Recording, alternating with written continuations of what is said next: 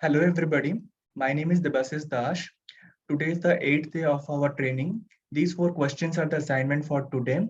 So the first question is explain with example different high level points which we write in the test plan.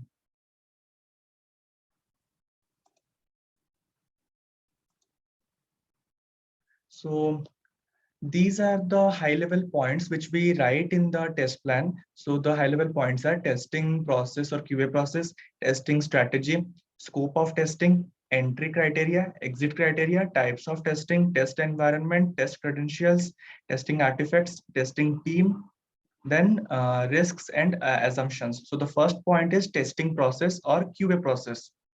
So the testing process is a process in which the tester will directly interact with the client to know what we need to test and how we need to test. Or the QA process is the process in which the tester will directly ask questions related to the testing process and what we need to test to the client, and through which the tester will have the clear idea about the entire testing process. So, for example, the client is decided to make a car. So the tester here can ask that what will be the average mileage of that car? The car will be of which color? What will be the length and breadth of that car? So like these questions, the tester can ask to the client. Then the second point is testing strategy.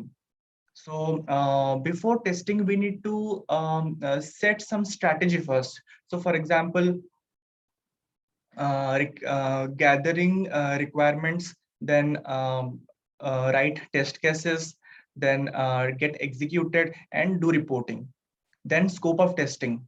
So the scope of testing means what things we need to test. So for example, the features, what features we need to test. Those are called the scope of testing. Then entry criteria. So before testing, what things we need to have first. So for example, uh, uh, your test credentials, then testing environment, required documents, then test cases written like this. Then exit criteria, when to stop the testing. So when all the test cases will be passed, or if none of the bugs will be of high priority, or all the bugs are minor UI bugs, then we can exit testing. So so that we will allow our developers to release the product into the real customer environment. Then types of testing. So before testing, we need to decide what type of testing we need to perform. So because there are so many types of testings are available.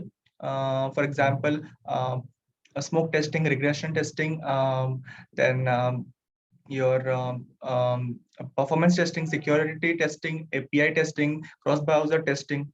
So like this kind of testings. Then test environment. So on which device or which browser of which version we need to test. So for example, Google Chrome of X version, or Mozilla Firefox of Y version, or Microsoft Edge of Z version, or your MacBook of A version, or then iPhone of B version. So like this. Then test credentials. So test credentials are the test datas what we use while testing. So for example, let's suppose a login screen is there, and there's one email box and password box is there.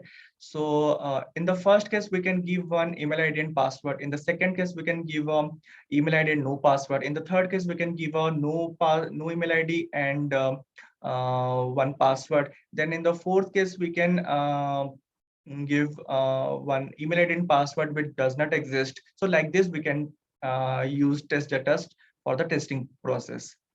Then testing artifacts. So the testing artifacts are the testing documents. So the testing artifacts are the documents which we need to deliver after the testing process.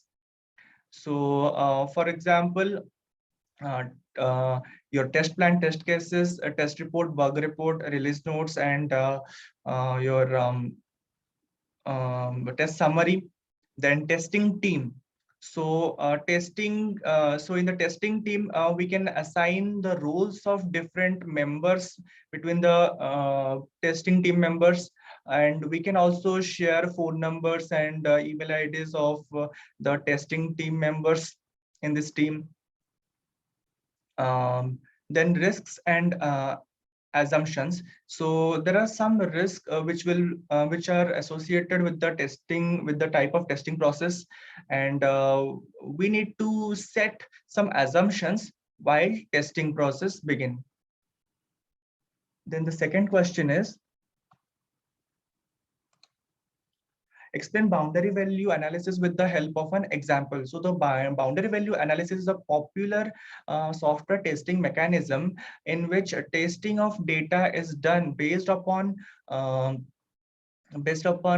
boundary values. So let us assume a test case that takes the value from 21 that takes the value of age from 21 to 65. So the minimum, so here the minimum boundary value is 21 and the maximum boundary value is 65. The valid inputs for testing purpose are starting from 21, 22 up to 64 and 65. The invalid inputs for test cases are 20 and 66. Then the third question is, explain equivalence partitioning with the help of an example. So the equivalence partitioning is a software testing mechanism in which the input domain is divided into classes of data, and with the help of these classes of data, the test cases can be derived. The example of equivalence partitioning is, let's suppose take one college admission process. This college is taking the college is giving admissions to the students based upon their percentage. So the let's suppose the percentage field is taking only the percentage between 50% and 90%. If so let's suppose if a user will choose a percentage between 50% or 50% and 90%, then the equivalence partitioning mechanism will show valid percentage. And if a user will choose a percentage less than 50% and more than 90%, then it will show up. Then the equivalence partitioning mechanism show a invalid percentage. Then the fourth question is, explain difference between smoke and sanity testing with an example. Smoke testing is performed to check that the critical functionalities of the program is working fine, and sanity testing is done to check the new functionalities or bugs have been fixed. The objective of smoke testing is to verify the stability of the system. The objective of the sanity testing is to verify the rationality of the system. The example of smoke testing is general health checkup, and the example of sanity testing is specialized health checkup. So that's all about today's assignment. Thank you.